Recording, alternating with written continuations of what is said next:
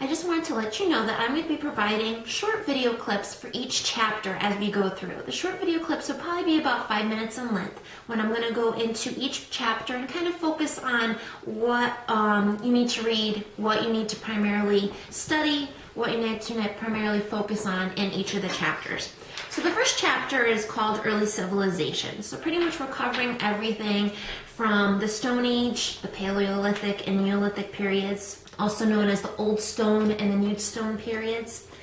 What you're going to learn about in that section is pretty much the changes in climate, changes in tool usage, changes in people's lifestyles as they follow their food sources, where they're following the bison and everything else, trying to get to their food sources. We're also going to talk about Mesopotamia. Mesopotamia is known as the land between the rivers. It's the land between the Tigris and the Euphrates rivers, pretty much known in the modern Middle East as where modern day Iran and modern day Iraq are. So that's that region where all of early civilization, specifically Western civilization, is going to begin. So in Mesopotamia, we're going to learn about different types of groups. The three that we're going to primarily focus on, of course, is ancient Sumeria. We're also going to talk about the Babylonian Empire, as well as the Akkadian Empire. So those are the three empires that I want you to focus on, predominantly in this chapter as well. When we talk about the ancient Sumerians, the one thing that you are going to notice is their location as well, since they are in the southern part of Mesopotamia. You're also going to learn predominantly about their writing style. They are actually one of the first, modern day empires that pretty much used a style known as cuneiform, which cuneiform is a wedge-shaped form of writing. And it's going to alleviate a lot of things for these people, specifically when it comes to trade and commerce, as I usually say in my old classes, where people didn't really have good ways of kind of keeping track of their goods, things that they sold. Instead, they can actually use this cuneiform style of writing, and they can keep track of how many bushel of grain they had, how many jars of olive oil they owned, everything of that nature. It kind of kept it easier for them as well. Another thing that I want you to notice is that the Sumerians, like many of the other ancient empires, were polytheistic. Polytheistic means that they celebrate or they follow many different gods, instead of monotheistic, which means that they just study or practice one god, following one god.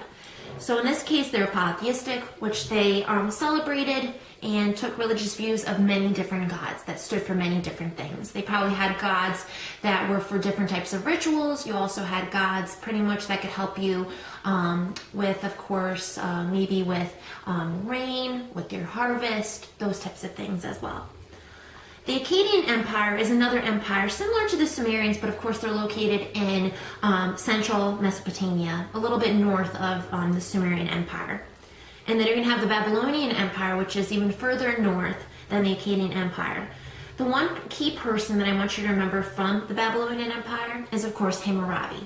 Hammurabi is probably one of the most well-known leaders in the Babylonian Empire, pretty much because of his code, also known as Hammurabi's Code. Hammurabi was probably one of the first individuals to actually codify his own law form. And basically what it was is similar to kind of a rule of an eye for an eye, a tooth for a tooth.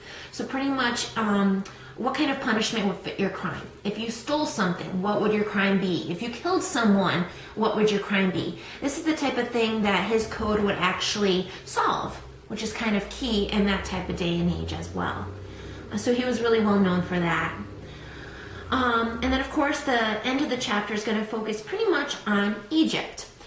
Egypt, you're going to talk about early Egypt, and then of course about the Pharaonic period, and then later on the development of different things, the development of the pyramids, and of course the use of hieroglyphs as well. What I can also point out is that all of these different regions that we talk about Mesopotamia, we talk about Egypt. Note that the key feature that kind of correlates them all together is the fact that they are between rivers or surrounding a river or around a river. So in the case of the Sumerians, we know that they're in ancient Mesopotamia. So once again, they have easy access to the Tigris and the Euphrates rivers.